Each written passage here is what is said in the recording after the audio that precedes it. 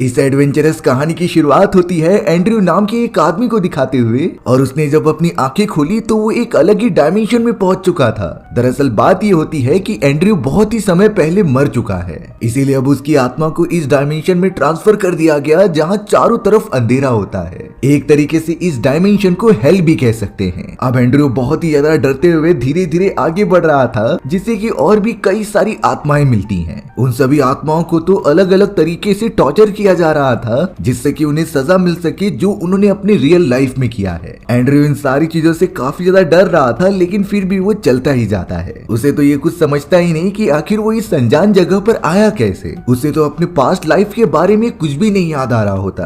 तभी अचानक हमें एंड्रयू के लाइफ की एक छोटी सी झलक दिखाई जाती है। एंड्रयू तो इंसानी दुनिया में अपनी फैमिली के साथ काफी खुश रहा करता था। एंड्रयू तो अपनी फैमिली में अपनी वाइफ और अपने बच्चों के साथ रहकर बहुत ही अच्छी जिंदगी गुजार रहा था। दरअसल एंड्रयू एक वेल नोन डॉक्टर होता है और उसके पास काफी सारे पैसे भी मौजूद थे, लेकिन इन सारी चीजों के बावजूद एंड्रयू के अंदर काफी गुस्सा और एरोगेंस मौजूद होता है। एक दिन एंड्रयू जब अपनी पूरी फैमिली के साथ डिनर कर रहा था, तभी उसे बहुत ही जोर का हार्ट अटैक आया और वो वहीं पर गिरकर बेहोश हो गया। उसे जल्द से जल्द हॉस्पिटल में ट्रांसफर करके उसका इलाज किया जाता है, लेकिन कुछ ही समय के अंदर ही अंदर एंड्रयू की जान चली गई और वो इस डायमेंशन में आ गया। अब हमें उसी डार्कनेस वाली दुनिया में दिखाया जाता है जहाँ पर एंड्रयू को कई साल बीत चुके थे। उसकी हालत तो यहाँ बहुत ही ज्यादा खराब हो जाती है। उसकी बॉडी को देखकर ऐसा लग रहा था कि वो इस दुनिया में भी मर जाएगा, लेकिन तभी एंड्रयू के सामने एक बहुत ही तेज रोशनी चमकती है। इस रोशनी को तो एंड्रयू ज्यादा देर तक देख ही नहीं पा रहा था। उस रोशनी की इंटेंसिटी इतनी ज्यादा होती है कि एंड्रयू तुरंत ही बेहोश हो गया।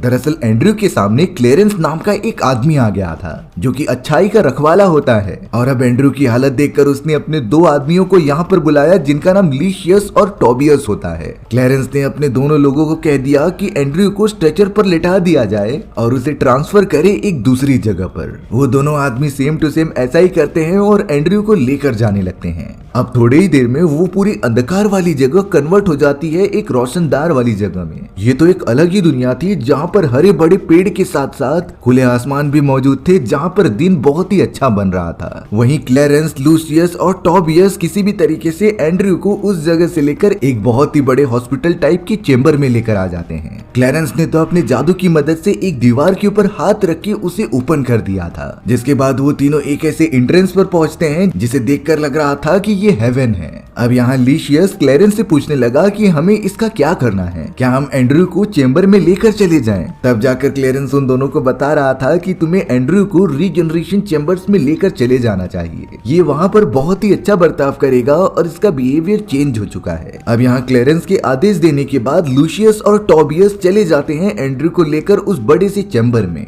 कुछ ही देर में ही एंड्रयू को उसके बेड पर ट्रांसफर कर दिया गया था। एंड्रयू नोटिस करता है कि उस हॉस्पिटल टाइप की जगह पर उसी के जैसे और कई सारे लोग मौजूद हैं, यानी कि वो सभी भी आत्माएं हैं जो कि इस डायमेंशन में किसी न किसी रीजन की वजह से आ चुके हैं। अब एंड्रयू के पास लिशियस देख रेख करने के लिए आ जाता है, जिससे कि एंड्रयू पूछने लगा था कि आखिर मैं यहाँ पर क्या कर रहा हूँ और तुम सभी मेरे साथ आखिर क्या करने वाले हो। एंड्रयू को लग रहा था कि वो किसी हॉस्पिटल में मौजूद है और ये सारी चीजें पृथ्वी पर ही थी, लेकिन लिशियस उसके डाउट्स क्लियर करता है कि ये पृथ्वी नहीं है। यहाँ पर मौजूद सारी चीजें पृथ्वी से इंस्पायर होकर बनाई गई हैं, जो कि एक अलग ही डायमेंशन थी जहाँ मरने की बात पहुंचा जा सकता था। यानी कि एंड्रयू को इतना तो क्लियर हो चुका होता है कि वो मर गया है और अब इसकी आत्मा इस अनजान जगह पर मौजूद है। लिशियस उसे ज्यादा कुछ तो नहीं बताता और सिर्फ इतना कहता है कि समय के साथ साथ तुम्हें सारी चीजें पता चल जाएंगी। फिलहाल के लिए लिशियस ने अपनी एनर्जी का यूज करके लिशियस के पेट में लगे हुए सारे घाव ठीक कर देता है।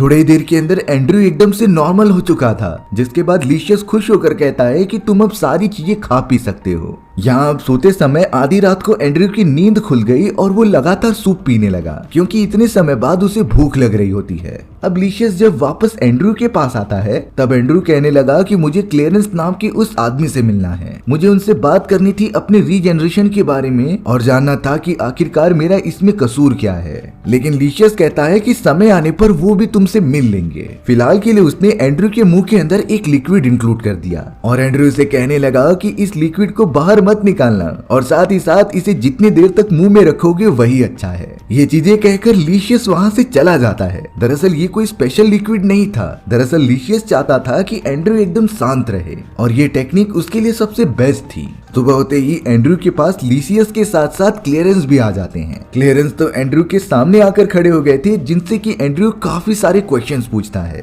सबसे पहले एंड्रयू ने तो क्लेरेंस को थैंक यू कहा कि उस खतरनाक वाली और अंधेरी जगह से उसे निकालने के लिए। लेकिन एंड्रयू का एक बहुत ही इंपॉर्टेंट सवाल होता है कि आखिरकार वो उस जगह पर कैसे पहुंचा, जबकि उसने कोई भी गलत काम या फिर किसी को चोट नहीं पहुंचाई होती। तब जाकर क्लेरेंस एंड्रयू को समझाता है कि तुम्हारी नेचुरल तरीके से मृत्यु नहीं हुई थी, तुमने तो अनकॉन्शियसली सुसाइड किया था। दरअसल क्लेरेंस उसे बता रहा था कि तुम्हारे अंदर बहुत ही ज्यादा गुस्सा, एरोगेंस और डर की भावना मौजूद थी। ये सारे नेगेटिव थॉट्स होते हैं जिससे कि तुम अंदर से ही घुट घुट कर मरने लगे थे और एक समय पर ये इतना ज्यादा बढ़ गया कि तुम्हें हार्ट अटैक आ गया और तुम वैसे ही मर गए। इन्हीं सारी रीजंस की वजह से पृथ्वी पर कई सारे लोग सफर करते हैं और अनकॉन्शियसली सुसाइड करके हेल में पहुंच जाते हैं। सिर्फ और सिर्फ नॉर्मल तरीके से मरने वाले लोग ही हेवन में जा सकते थे। लेकिन अब क्लेरेंस बताता है कि तुम्हें एक और चांस मिला है, इसीलिए अब इस अनोखी जगह पर अपने इस नए चांस का काफी अच्छी तरीके से यूज करना। ये सारी चीजें कहने के बाद क्लेरेंस और लिशियस वहाँ से कहीं दूर चले जाते हैं। एंड्रयू तो अपने बेड के ऊपर ही पड़ा हुआ था। अब उस चैम्बर के अंदर ही एक बहुत ही तेजी से रोशनी चमकने लगी, जिसके अंदर मिनिस्टर वेना मौजूद होती है। दरअसल वेना इस डायमेंशन का इकोसिस्टम पूरी तरीके से संभाल कर रखा करती थी। फिलहाल के लिए मिनिस्टर वेना सभी का वेलकम करती है जो भी आत्माएं वहाँ पर आई थी, क्योंकि वहाँ पर लाई गई सारी आत्माओं की काफी अच्छी तरीके से रिस्पेक्ट की जाती है। भले ही उन लोगों ने अपनी असली दुनिया में जो भी काम किए हो, पर यहाँ उन्हें एक दूसरा चांस मिलता था अपनी सारी गलतियों को सुधारने का। अब यहाँ एंड्रयू के पास लिशियस आ जाता है, जिसने कि उसे ये बताया कि क्लेरेंस ने तुम्हें बाहर घूमने की परमिशन दे दी है, यानी कि तुम इस पूरी जगह को एक्सप्लोर कर सकते हो। लिशियस तो तुरंत ही एंड्रयू को लेकर बाहर की तरफ निकल आया। एंड्रयू ने इतने साल अंधकार में गुजारे थे कि उसे ये सारी चीजें काफी अच्छी लगती हैं। तभी एंड्रयू लिशियस से एक बात पूछ रहा था कि मैं अपने फैमिली मेंबर से मिल सकता हूँ कि नहीं। मुझे बहुत मन कर रहा है और इतने समय तक मैंने उनका चेहरा भी नहीं देखा। क्या आखिरकार ऐसी कोई भी चीज नहीं मौजूद है जिससे कि मैं उन्हें देख सकूं? हालांकि लिशियस का चेहरा देखकर लग रहा था कि उसे इसका रास्ता पता है, लेकिन वो एंड्रयू को बताता नहीं और सिर्फ इतना कह देता है कि समय आने पर तुम्हें सब कुछ पता चल जाएगा। फिलहाल के लिए लिशियस एंड्रयू को लेकर एक ऐसी गाड़ी में आ जाता है जो कि हवा में लिटरली फ्लोट करके उड़ती थी। उसके साथ मौजूद कई सारी आत्माएं अब उसी गाड़ी में बैठकर काफी तेजी से आगे बढ़ने लगी। एंड्रयू तो उतनी ऊंचाई से उस पूरे डायमेंशन में मौजूद एडवांस चीजों को देख पा रहा था। पूरे रास्ते पर लिशियस एंड्रयू को बताते रहता है कि कौन सा चेंबर कहाँ पर मौजूद है और तुम जिस जगह पर रुके हुए थे वो एक रीजनरेशन चेंबर होता है, जहाँ पर हेल के अंदर से ऐसी आत्माओं को लाया जाता था जिन्हें की एक चांस मिलेगा जिससे कि वो अपने आप को प्रूव कर सके कि वो हेवन में रहने के लायक हैं। लिशियस ने तो एंड्रयू को वो बड़ी सी मिनिस्ट्री भी दिखाई जो कि इस डायमेंशन से भी ऊपर वाले डायमेंशन में डील करते थे। उनकी सारी चीजें इतनी ज्यादा एडवांस थी कि वो इस डायमेंशन को भी काफी ऊंचाई तक लेके जाना चाहते हैं। लिशियस ने तो रीइंकार्नेशन चेंबर भी दिखाया जहाँ पर ऐसे इंसानों को वापस से पृथ्वी पर भेजा जाता था जिनके सारे गुनाह माफ हो चुके हैं और वो गलती से मर गए, यानी कि वो आत्माएं जिनकी मौत प्रॉपर तरीके से हुई है, उनकी स्पिरिट की सारी यादें मिटाकर वापस उन्हें पृथ्वी के किसी दूसरे बॉडी में ट्रांसफर कर दिया जाता था। यही प्रोसेस हमारी दुनिया में सदियों से चला आ रहा है। एंड्रयू भी इन सारी बातों को काफी अच्छी तरीके से सुनने लगा था। अब एंड्रयू यहाँ पर एक जगह पर बैठा हुआ था जिससे कि पृथ्वी दिखाई दे रही होती है। उसे तो लगातार अपने पूरे फैमिली की याद आ रही थी क्योंकि इतने समय से उसने उन्हें देखा ही नहीं। इसीलिए अब एंड्रयू का मन चाहने लगा कि वो अपनी फैमिली के पास जाए, लेकिन टोबियस जो उसके ठीक बाजू में था वो कहता है कि तुम ऐसा नहीं कर सकते, ये सारी चीजें तुम्हारी मर्जी से नहीं होने वाली। जब तक एक प्रॉपर टाइम नहीं आ जाता तुम अपनी फैमिली से कभी मिल ही नहीं सकते। हालांकि एक समय पर टोबियस भी अपने फैमिली से मिलना चाहता था, लेकिन सारे तरीके उसके नाकामयाब चले गए। इसीलिए उसने इस डायमेंशन को ही अपना घर बना लिया और यहीं पर रहने लगा। एंड्रयू बहुत ही ज्यादा जिद्दी था, इसीलिए वो डायरेक्टली चलता हुआ कम्युनिकेशन मिनिस्ट्री में आ जाता है, जहाँ पर वो एमोनेल नाम की एक आदमी से मिल रहा था और एंड्रयू साफ साफ कहता है कि मुझे अपनी फैमिली से कम्युनिकेट करना है। तो इसके लिए जो भी पॉसिबल वेज है तुम मुझे बता दो। एमोनेल ने थोड़ा सोचते हुए ये कहा कि तुम हेवन में आ चुके हो, इसीलिए तुम किसी भी तरीके से अपनी फैमिली से कांटेक्ट करके उन्हें कम्युनिकेट कर सकते हो। अब एंड्रयू को परमिशन तो मिल चुकी थी, लेकिन उसे समझ नहीं रहा था कि वो अपनी फैमिली के लिए क्या लिखे। इसीलिए अब एमोनेल एंड्रयू को गाइड करते हुए ये कहते हैं कि तुम्हें असिस्टेंट मिनिस्ट्री में जाकर जेनेसिस नाम की एक बहुत ही ब्यूटीफुल लेडी से मिलना चाहिए, जो कि इस तरीके के मामले में स्पिरिट्स की हेल्प किया करती थी। एंड्रयू तो अब बिना टाइम वेस्ट किए असिस्टेंट मिनिस्ट्री की तरफ चला गया था। एंड्रयू ने देखा कि जेनेसिस के चैम्बर में काफी सारे लोग मौजूद हैं, यानी कि जेनेसिस से राय और उसकी मदद लेने के लिए कई सारे लोग वहां पर आया करते थे। अब इतने सारे लोग होने के कारण एंड्रयू को लाइन में लगकर वेट करना पड़ता है। धीरे धीरे जैसे समय बीतता चला जा रहा था, सारे स्पिरिट वहां से जा रहे होते हैं। आखिर में सिर्फ एंड्रयू और एक लेडी बच गई थी। एंड्रयू तो तुरंत ही अब जेनेसिस के पास जाकर उसे अपनी प्रॉब्लम बताता है कि उसे अपनी फैमिली से मिलना है, उसे एटलीस्ट अपना कम्युनिकेशन और मैसेजेस अपनी फैमिली तक पहुंचाने थे। तभी जेनेसिस कहता है कि इस पूरे डायमेंशन में सभी लोग फ्री हैं जो वो काम कर सकें। अगर किसी को यहाँ की साफ सफाई करनी है और किसी की मदद करनी है तो उसकी पूरी तरीके से छूट दी गई है, और इसी तरीके से अच्छे काम करने के बाद उनके सारे ग्रेड्स कैलकुलेट किए जाएंगे। अंत में काफी अच्छे ग्रेड्स आने के बाद वो अपनी फैमिली से कुछ समय के लिए बातें कर सकते हैं। एंड्रयू तो सच में इस बात से बहुत ही ज्यादा खुश हो गया और वो जेनेसिस से कहने लगा कि मैं रियलिटी की दुनिया में एक डॉक्टर था, तो क्या मैं यहाँ पर भी एक डॉक्टर बन सकता हूँ कि नहीं। जेनेसिस सोचते हुए कहता है कि हाँ, तुम ये काम कर सकते हो, लेकिन इस डायमेंशन में तुम्हें स्पिरिचुअल डॉक्टर बनना पड़ेगा। यानी कि एंड्रयू को लोगों की बीमारियां नहीं बल्कि उनकी सोचने की एबिलिटी और वो सारी परेशानियां दूर करनी होगी, और ये काम बिल्कुल भी आसान नहीं था, लेकिन फिर भी एंड्रयू ने इन चीजों के लिए हाँ कर दी होती है। अब हमें उस डायमेंशन के अंदर और भी कई सारी आत्माएं आती हुई दिखाई जाती हैं, जिन्हें की स्ट्रेचर के ऊपर चैम्बर के अंदर लेकर आया जा रहा था। दरअसल ये वो लोग होते हैं जो कि पृथ्वी पर किसी अनजान कारण की वजह से मर गए थे,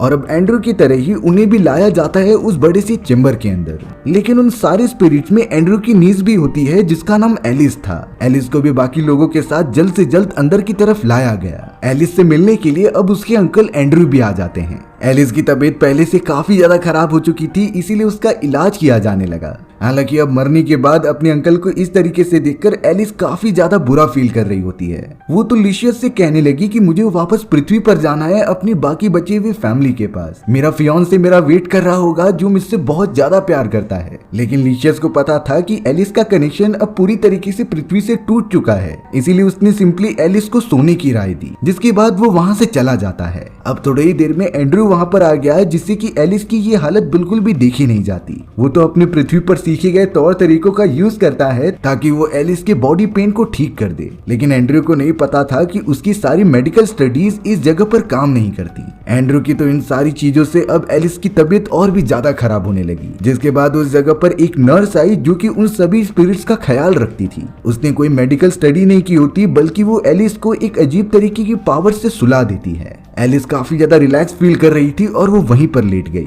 सिस्टर ने एंड्रयू को कहा कि तुम्हें अभी बहुत सारी चीजें सीखनी है, इसीलिए तुम अपनी स्टडी पर ध्यान दो, जिससे कि कुछ समय के अंदर तुम काफी अच्छे हो जाओगे। और तो और तुम्हें थोड़ा सा कंसंट्रेट करने की जरूरत है, और तो और तुम्हें इन सारी चीजों पर थोड़ा सा कंसंट्रेट करने की जरूरत है, क्योंकि ये सारी शक्तियां तुम्हारे आत्मविश्वास से आती थी। अब थोड़ी ही देर तक आराम करने के बाद एलिस वापस से जग जाती है, जो कि एक बड़े से स्क्रीन के ऊपर अपनी मदर की दुआएं देख रही थी, जो पृथ्वी पर से अपनी बेटी को श्रद्धांजलि दे रही होती है। एलिस तो इन सारी चीजों से काफी इमोशनल हो गई और सिस्टर से कहने लगी कि मुझे अपने फियांसे की भी प्रार्थनाएं देखनी है। लेकिन सिस्टर ने साफ साफ बता दिया था कि इस जगह पर उन्हीं लोगों की प्रार्थनाएं पहुंचती हैं जो मरने वालों के लिए दिल से प्रे करते हैं। यानी इसका मतलब साफ था कि एलिस का जो फियांसे होता है वो दिल से प्रार्थना नहीं कर रहा था, इसीलिए उसके मैसेजेस यहाँ पर बिल्कुल पहुंचे ही नहीं। ये सारी चीजें तो एलिस को और भी ज्यादा डिप्रेशन में डालती जा रही थी और वो काफी उदास भी हो जाती है। अब हमें एंड्रयू को दिखाया जा रहा था, जो कि बाकी सभी लोगों के साथ बैठकर पियानो सुन रहा होता है। एंड्रयू तो उस धुन में पूरी तरीके से खो गया, क्योंकि इसी तरीके से उसकी बड़ी बेटी भी बजाया करती थी। उसे तो अपने फैमिली की बहुत ज्यादा याद आ रही होती है। तभी हम उस डायमेंशन से ऊपर वाले डायमेंशन में एंड्रयू की मदर लूसी को देखते हैं,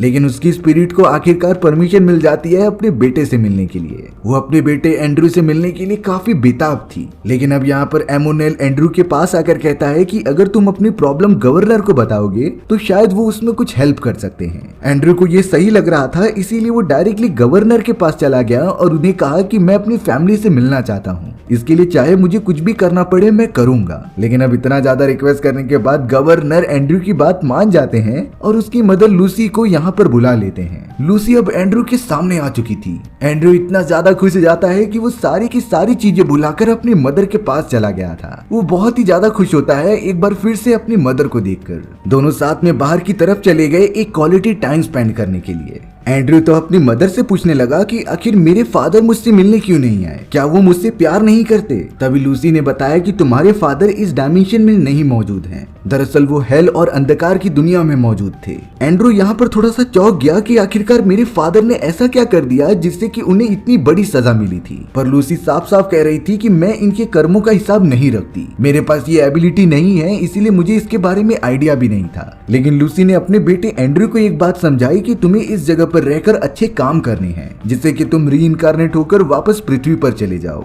और लूसी ने जाते हुए अपने बेटे से कहा कि अगर तुम्हें जब भी मुझसे मिलना हो तो अपने दिल से याद करना, मैं तुम्हारे पास हमेशा के लिए पहुंच जाऊंगी। एंड्रयू को इस नए डायमेंशन में अपना एक नया मकसद मिल चुका था, इसीलिए वो तुरंत ही स्पिरिचुअल डॉक्टर बनने की ट्रेनिंग स्टार्ट कर देता है और कई सारे लोगों का इलाज भी करता है। धीरे धीरे एंड्रयू इन सारी चीजों में अच्छा होता चला गया और आखिरकार उसने एक मरीज को अपनी स्पिरिचुअल एनर्जी की मदद से ठीक कर दिया होता है। ये चीजें देखकर वहां मौजूद सिस्टर एंड्रयू से काफी इंप्रेस होती है और उसे एक बैच पहना देती है जो कि एक बहुत ही अच्छे स्पिरिचुअल लीडर का था। यानी कि अब एंड्रयू भी स्पिरिचुअल लीडर्स में से एक मेंबर हो चुका है जो कि बीमार पड़े हुए स्पिरिट्स को मेंटली ठीक करने का काम किया करता था और ये काम इस दुनिया के अंदर सबसे बेस्ट माना जाता है। एंड्रयू अब यहाँ पर कम्युनिकेशन मिनिस्ट्री में आ जाता है जहाँ पर वो उन लोगों को चेक कर रहा था कि जब मरा होता है तो कौन कौन उसके लिए दिल से प्रे कर रहा था। लगातार विजन्स को देखने के बाद एंड्रयू को पता चला कि सिर्फ 2 ही लोग थे जो उसके मरने के बाद दुखी हुए थे और उन्होंने अपने दिल से प्रार्थना की थी। एक तो एंड्रयू की मदर जो कुछ सालों पहले ही मर चुकी होती है, उनकी आत्मा भी वहाँ पर आकर प्रे कर रही थी और दूसरी एंड्रयू की नौकरानी होती है। एंड्रयू इस बात से बहुत नाराज हो जाता है कि उसके बेटे और वाइफ कोई भी उसे याद नहीं करता, उन्होंने तो ठीक से मरने के बाद उसके लिए प्रे भी नहीं किया। ये चीजें एक तरीके से एंड्रयू को काफी ज्यादा दुख पहुंचाती हैं। उसे समझ गया था कि उसकी पूरी फैमिली सिर्फ और सिर्फ मतलब के लिए उसके साथ थी।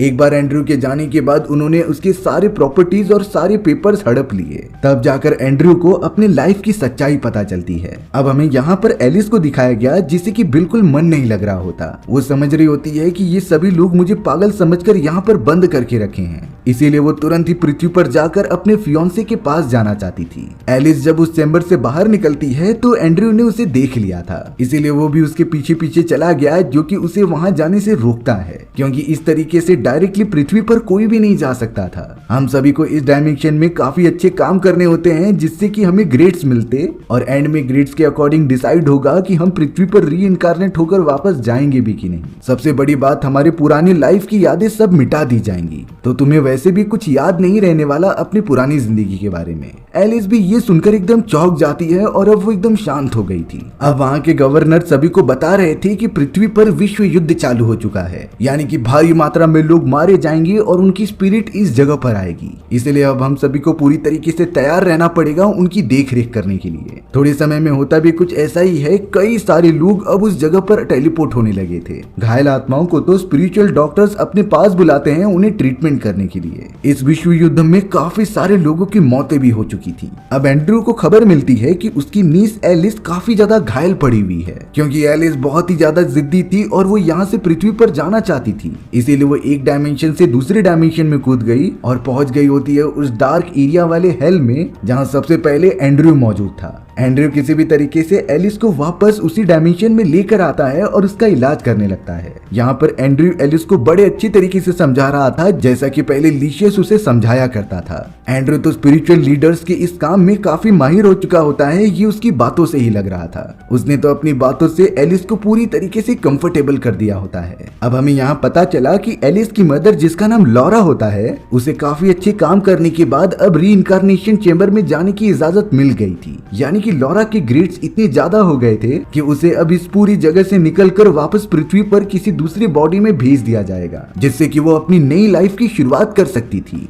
लिशियस और एलिस भी इन सारी चीजों को काफी गौर से देख रहे होते हैं और अब लॉरा तुरंत ही रीइंकार्नेशन चैम्बर की तरफ चली गई। वहीं अब एंड्रयू के ग्रेड्स भी इतने बढ़ गए होते हैं कि उसे परमिशन मिल गई थी अपने फैमिली से कुछ समय के लिए मिलने के लिए। एंड्रयू की स्पिरिट को अब तुरंत ही टेलीपोर्ट कर दिया जाता है पृथ्वी के ऊपर, जहां उसकी फैमिली रहा करती थी। एंड्रयू जब अपने घर के अंदर गया तभी वो नोटिस करता है कि उसकी वाइफ किसी के ऊपर चिल्ला रही है, पर बाद में एंड्रयू को एक सच्चाई पता चली कि उसकी वाइफ ने दूसरी शादी कर ली है। इन चीजों से एंड्रयू काफी डिस्टर्ब हो गया और वो तुरंत ही वहां से टेलीपोर्ट होकर हेल की दुनिया में आ चुका था। उसे अपने आप पर बहुत ही ज्यादा शर्म आ रही होती है कि उसकी पूरी फैमिली उससे नफरत करती है और उसके जाने के बाद वो उसे भूल गए हैं। लेकिन फिर भी इतने समय बाद एंड्रयू को अपनी फैमिली को देखने का मौका मिला था, इसीलिए वो फिर से वापस आ गया, जो कि सारे मेंबर से मिल रहा होता है। एंड्रयू तो मर चुका था और वो एक स्पिरिट होती है, इसीलिए वो किसी को भी दिखाई नहीं दे रहा था। लेकिन अब अपने बेटे बेटियों और वाइफ के पास आने के बाद वो सभी लोग एंड्रयू के बारे में बात करके रो रहे थे।